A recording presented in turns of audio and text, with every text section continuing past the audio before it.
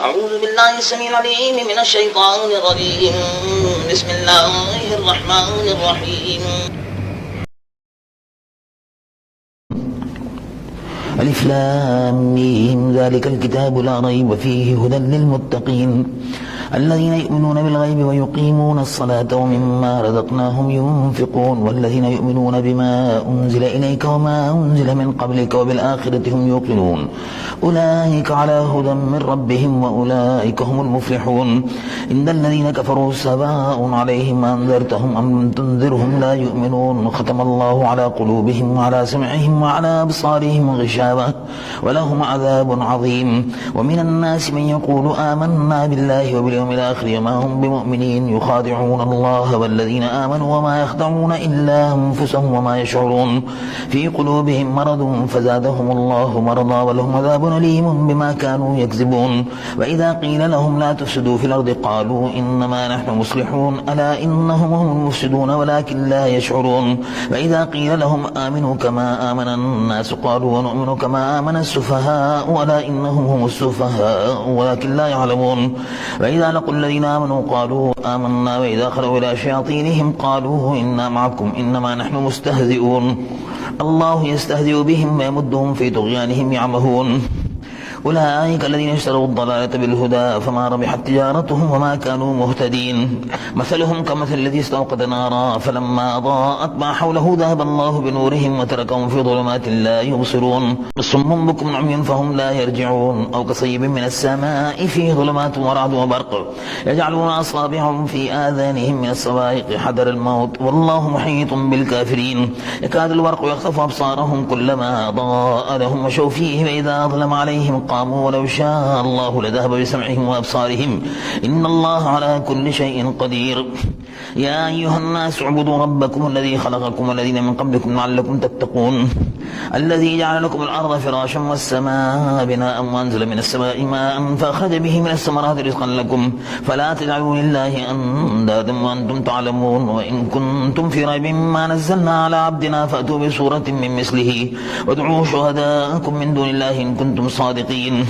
فإن لم تفعلوا ولن تفعلوا فاتقوا النار التي وقودها الناس والحجارة أعدت للكافرين وبشر الذين آمنوا وعملوا الصالحات أن لهم جنات تجري من تحتها الأنهار كلما رزقوا منها من ثمرة رزقا قالوا هذا الذي رزقنا من قبل وأوتوا به متشابها ولهم فيها أزواج مطهرة وهم فيها خالدون إن الله لا يستحي أن يضرب مثلا ما بعورة فما فوقها فأما الذين آمنوا فيعلمون أنه الحق من ربهم وأما الذين كفروا فيقولون ماذا أراد الله بهذا مثلا يضل به كثيرا ويهدي به كثيرا وما يضل به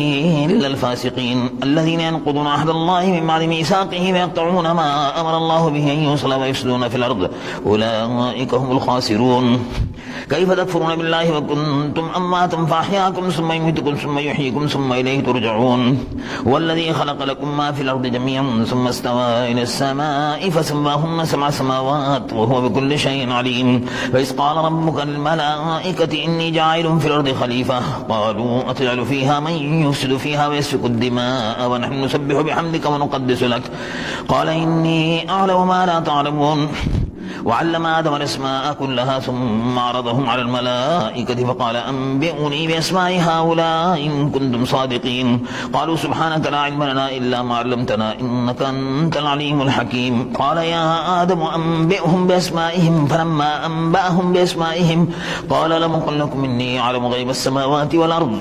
وأعلم ما تبدون وما كنتم تكتمون وإذ قلنا للملائكة اسجدوا لآدم فسجدوا إلا إبليس أبى واستكبر كان من الكافرين وقلنا يا آدم اسكن أنت وزوجك الجنة وكلا منها رغدا حيث شئتما ولا تقربا هذه الشجرة فتكونا من الظالمين فأذلهما الشيطان عنها فأخرجهما مما كانا فيه وقلنا اهبطوا بعضكم لبعض عدو ولكم في الأرض مستقر ومتاع إلى حين فتلقى آدم من ربه كلمات فتاب عليه إنه هو التواب الرحيم قلنا اهبطوا منها جميعا فإما يأتينكم مني هدى فمن تبع هداي فلا خوف عليهم ولا هم يحزنون والذين كفروا وكذبوا بآياتنا أولئك أصحاب النار هم فيها خالدون يا بني إسرائيل اذكروا نعمتي التي أنعمت عليكم وأوفوا بعهدي أوف بعهدكم وإياي فارهبون وآمنوا بما أنزلت مصدقا لما معكم ولا تكونوا أول كافر به ولا تشتروا بآياتي ثمنا قليلا قليلا وإياي فاتقون ولا تلبسوا الحق بالباطل وتكتموا الحق وأنتم تعلمون وأقيموا الصلاة وآتوا الزكاة واركعوا مع الراكعين أتأمرون الناس بالبر وتنسون أنفسكم وأنتم تتلون الكتاب فلا تعقلون واستعينوا بالصبر والصلاة وإنها لكبيرة إلا على الخاشعين الذين يظنون أنهم ملاقو ربهم وأنهم إليه راجعون يا بني إسرائيل اذكروا نعمتي التي أنعمت عليكم وأني فضلتكم على العالمين واتقوا يوما لا تجزي نفس عن نفس شيئا ولا يقبل منها شفاعة ولا يؤخذ منها عدل ولا هم ينصرون وإذ نجيناكم من آل فرعون يسومونكم سوء العذاب يذبحون أبناءكم ويستحيون نساءكم وفي ذلكم بلاء من ربكم عظيم وإذ فرقنا بكم البحر فأنجيناكم وأغرقنا آل فرعون وأنتم تنظرون وإذ وعدنا موسى 40 ليلة ثم اتخذتم العجل من بعده وأنتم ظالمون ثم عفونا عنكم من بعد ذلك لعلكم تشكرون وإذ آتينا موسى الكتاب والفرقان لعلكم تهتدون وإذ قال موسى لقومه يا قوم إنكم ظلمتم أنفسكم باتخاذكم العجل فتوبوا إلى بارئكم فاقتلوا أنفسكم ذلكم خير لكم عند بارئكم فتاب عليكم إنه هو التواب الرحيم وإذ قلتم يا موسى لن نؤمن لك حتى نرى الله جهرة فأخذتكم الصاعقة وأنتم تنظرون ثم بعثناكم من بعد موتكم لعلكم تشكرون وظللنا عليكم الغمام وأنزلنا عليكم المن والسلوى كلوا من طيبات ما رزقناكم وما ظلمونا ولكن كانوا أنفسهم يظلمون وإذ قلنا ادخلوا هذه القرية فكلوا منها حيث شئتم رغدا وادخلوا الباب سجدا وقولوا حطة نغفر لكم خطاياكم وسنزيد المحسنين فبدل الذين ظلموا قولا غير الذي قيل لهم فأنزلنا على الذين ظلموا رجزا من السماء بما كانوا يفسقون وإذ استسقى موسى لقومه فقلنا اضرب بعصاك الحجر فانفجرت منه 12 عينا قد علم كل أناس مشربهم كلوا واشربوا من رزق الله ولا تعثوا في الأرض مفسدين وإذ قلتم يا موسى لن نصبر على طعام واحد فادع لنا ربك يخرج لنا مما تنبت الأرض من بقلها وقثائها وفومها وعدسها وبصلها قال أتستبدلون الذي هو أدنى بالذي هو خير اهبطوا مصرا فإن لكم ما سألتم وضربت عليهم الذلة والمسكنة وباءوا بغضب من الله ذلك بأنهم كانوا يكفرون بآيات الله ويقتلون النبيين بغير الحق ذلك بما عصوا وكانوا يعتدون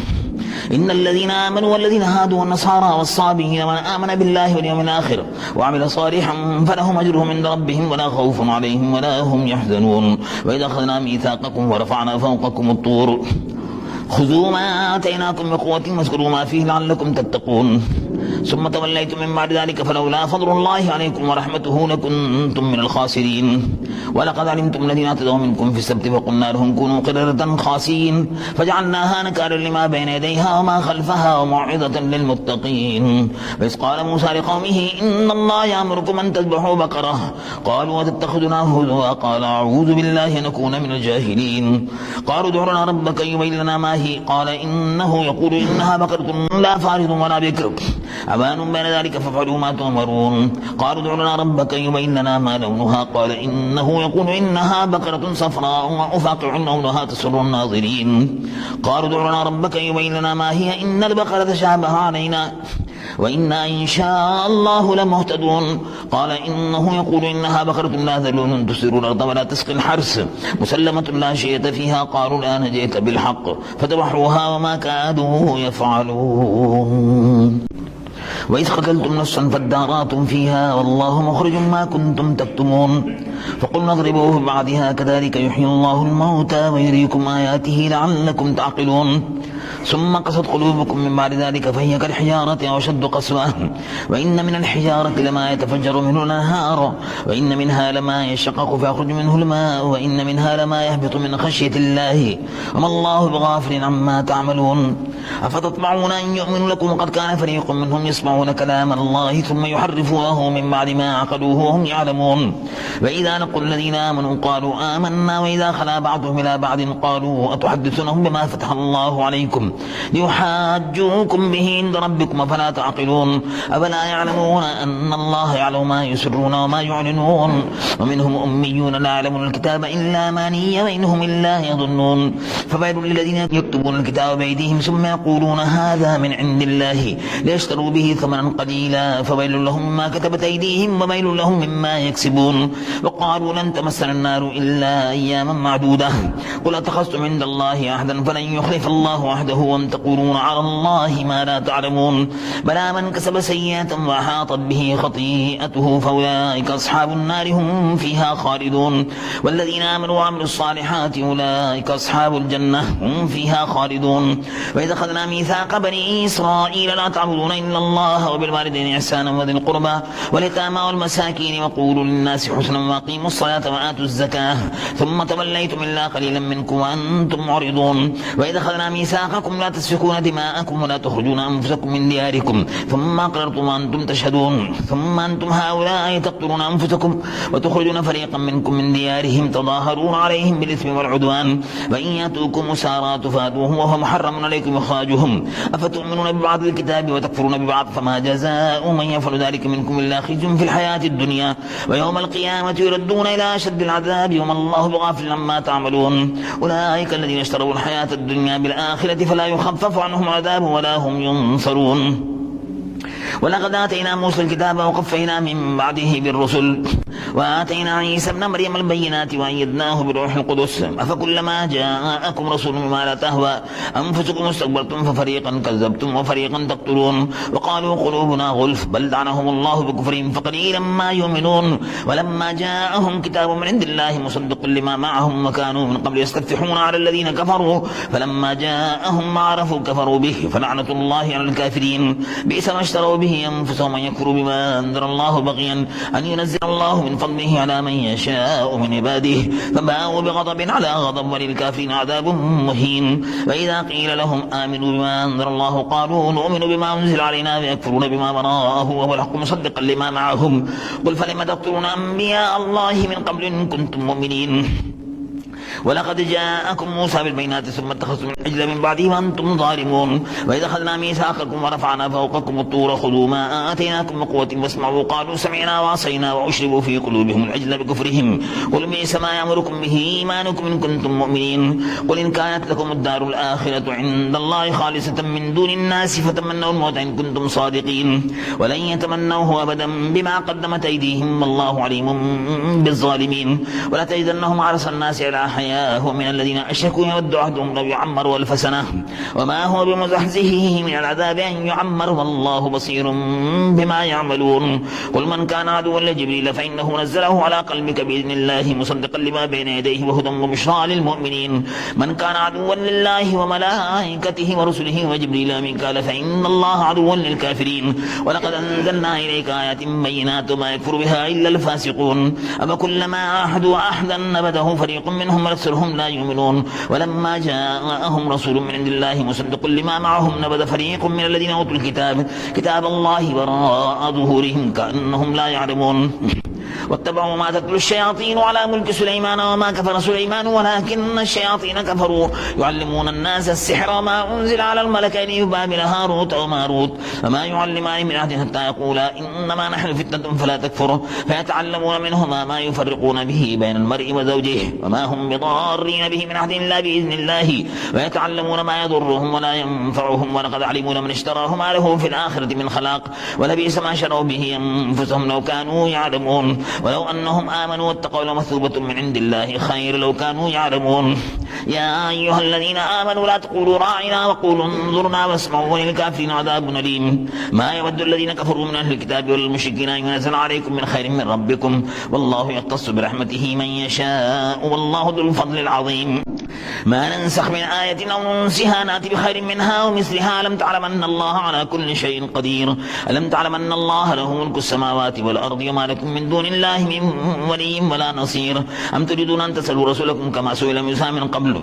ومن يتبدل الكفر بالإيمان فقد ضل سواء السبيل ود كثير من أهل الكتاب لا يردونكم من بعد إيمانكم كفارا حسدا من عند أنفسهم من بعد ما تبين لهم الحق فاعفوا واصفحوا حتى يأتي الله بأمره إن الله على كل شيء قدير وأقيموا الصلاة وآتوا الزكاة وما تقدموا لأنفسكم من خير تجدوه عند الله إن الله بما تعملون بصير وقالوا لن يدخل الجنة إلا من كان هودا أو نصارى تلك أمانيهم قل هاتوا برهانكم إن كنتم صادقين بلى من أسلم وجهه لله وهو محسن فله أجره عند ربه ولا خوف عليهم ولا هم يحزنون. وقالت اليهود ليست النصارى على شيء على شيء وهم يتلون الكتاب كذلك قال الذين لا يعلمون مثل قولهم فالله يحكم بينهم يوم القيامة فيما كانوا فيه يختلفون. ومن أظلم ممن منع مساجد الله أن يذكر فيها اسمه وسعى في خرابها أولئك ما كان لهم أن يدخلوها إلا خائفين لهم في الدنيا خزي ولهم في الآخرة عذاب عظيم. ولله المشرق والمغرب فأينما تولوا فثم وجه الله إن الله واسع عليم. وقالوا اتخذ الله ولدا سبحانه بل له ما في السماوات والأرض كل له قانتون بديع السماوات والأرض فإذا قضى أمرا فإنما يقول له كن فيكون. وقال الذين لا يعلمون لولا يكلمنا الله أو تأتينا آية كذلك قال الذين من قبلهم مثل قولهم تشابهت قلوبهم قد بينا الآيات لقوم يوقنون إنا أرسلناك بالحق بشيرا ونذيرا ولا تسأل عن أصحاب الجحيم ولن ترضى عنك اليهود ولا النصارى حتى تتبع ملتهم قل إن هدى الله هو الهدى ولن اتبعت أهواءهم بعد الذي جاءك من العلم ما لك من الله من ولي ولا نصير. الذين آتيناهم الكتاب يتلونه حق تلاوته أولئك يؤمنون به ومن يكفر به فأولئك هم الخاسرون. يا بني إسرائيل اذكروا نعمتي التي أنعمت عليكم وأني فضلتكم على العالمين واتقوا يوما لا تجزي نفس عن نفس شيئا ولا يقبل منها عدل ولا تنفعها شفاعة ولا هم ينصرون. وإذ ابتلى إبراهيم ربه بكلمات فأتمهن قال إني جاعلك للناس إماما قال ومن ذريتي قال لا ينال أحد الظالمين. وإذ جعلنا البيت مثابة للناس وأمنا واتخذوا من مقام إبراهيم مصلى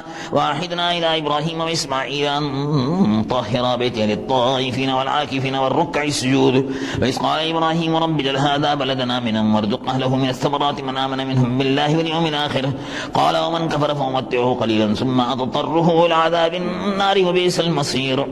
وإذ يرفع إبراهيم القواعد من البيت وإسماعيل ربنا تقبل منا إنك أنت السميع العليم ربنا واجعلنا مسلمين لك ومن ذريتنا أمة مسلمة لك وأرنا مناسكنا وتب علينا إنك أنت التواب الرحيم. ربنا وابعث فيهم رسولا منهم يتلو عليهم آياتك ويعلمهم الكتاب والحكمة ويزكيهم إنك أنت العزيز الحكيم. ومن يرغب عن ملة إبراهيم إلا من سفه نفسه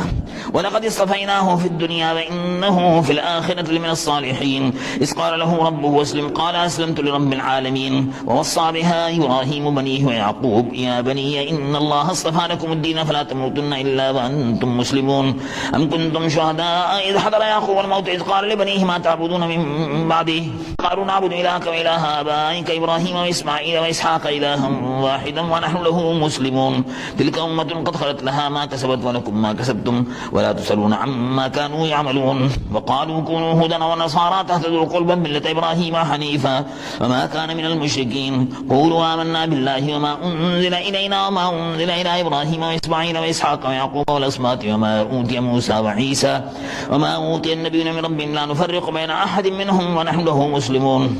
فإن آمنوا بمثل ما آمنتم به فقد اهتدوا وإن تولوا فإنما هم في شقاق فسيكفيكهم الله وهو السميع العليم. صبغة الله ومن أحسن من الله صبغة ونحن له عابدون. قل تحاجوننا في الله وهو ربنا وربكم ولنا أعمالنا ولكم أعمالكم ونحن له مخلصون. أم تقولون إن إبراهيم وإسماعيل وإسحاق ويعقوب والأسباط كانوا هودا أو نصارى قل أنتم أعلم أم الله ومن أظلم ممن كتب شهادة عنده من الله والله بغافل عما تعملون. تلك أمة قد خلت لها ما كسبت ولكم ما كسبتم ولا تسألون عما كانوا يعملون.